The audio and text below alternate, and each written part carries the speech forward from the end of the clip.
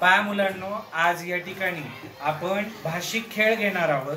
आपल्या पाठामध्ये आपण पाहिलं की ऐरणी भाषेची कविता आहे, बरोबर आहे की नाही। आपल्या मराठीतलीच भाषा आहे, परंतु ती आपल्याला काय होतात त्यातले शब्द नवीन आलेले आहेत। तिसरीला पण आपण पाहिलं कविता होती।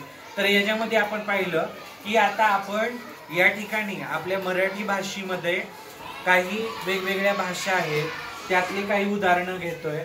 त्यानंतर आपण आपल्या प्रादेशिक भाषा ज्या आहेत, राष्ट्रीय भाषा आहे, इंटरनॅशनल जी भाषा आहे, त्याच्यानंतर आपण दुसऱ्या राज्यामधल्या ज्या भाषा आहेत त्या या ठिकाणी कशा पद्धतीने बदलत जातात ते आता या ठिकाणी आपण पाहणार आहोत। मी एक उदाहरण देतो, ते मराठीमध्ये रिपीट होईल परत, त्याचा काही प्रॉब्लेम नाही।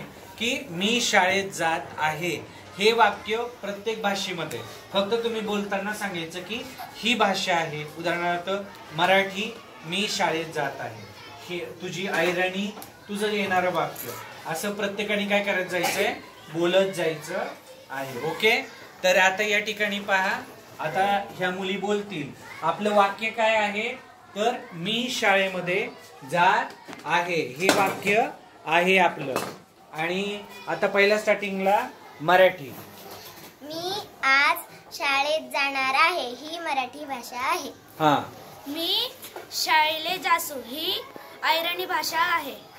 नान शाळा खोयान ही वडारी भाषा है। मैं स्कूल जा रही हूँ ये हिंदी भाषा है।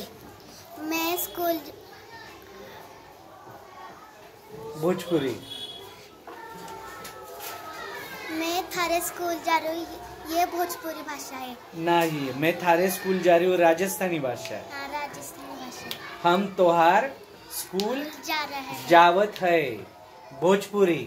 English, I am going to school ही इंग्रजी भाषा आहे। ना चाले म्हणते ही कन्नड भाषा आहे। Very good.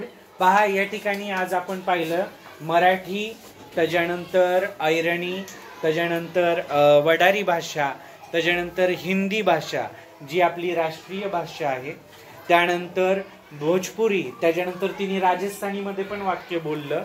ह्या आपल्या प्रादेशिक म्हणजे दुसऱ्या राज्यामध्ये बोलीभाषा बोलल्या जाणाऱ्या आहेत। त्यानंतर इंटरनॅशनल म्हणजे राष्ट्रीय, त्यानंतर इंग्रजी भाषा, आणि त्यानंतर कर्नाटकमध्ये बोलली जाणारी कन्नड भाषा। अशा पद्धतीनं आपल्या वर्गामधीलच विद्यार्थी वेगवेगळ्या भाषेमध्ये या ठिकाणी आहेत आणि आपण ते काय करतो तर बोलत आहोत। समजलं सगळ्यांना?